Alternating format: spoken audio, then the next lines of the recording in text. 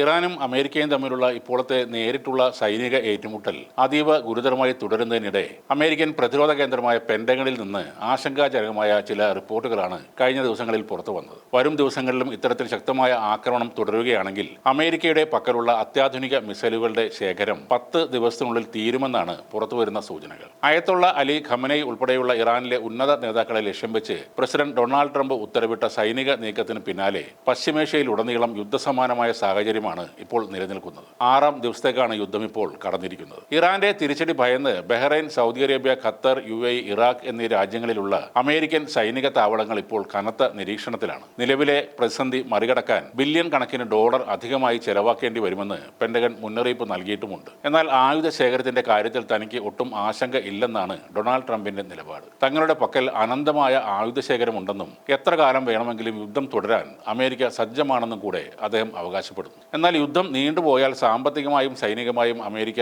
വലിയ വില നൽകേണ്ടി വരുമെന്ന് തന്നെയാണ് സാമ്പത്തിക വിദഗ്ധരും ചൂണ്ടിക്കാട്ടുന്നത്. പ്രസിഡന്റ് ഡൊണാൾഡ് ട്രംപ് മാത്രമാണ് ഇത് അംഗീകരിക്കാത്ത ഒരു വ്യക്തി. മിസൈൽ പ്രതിരോധ സംവിധാനങ്ങളായ താഡ്, കടലിൽ നിന്ന് തൊടുക്കാവുന്ന SM-3 മിസൈലുകൾ എന്നിവയുടെ കുറവാണ് അമേരിക്കയെ ഇപ്പോൾ പ്രധാനമായും അലട്ടുന്നത്.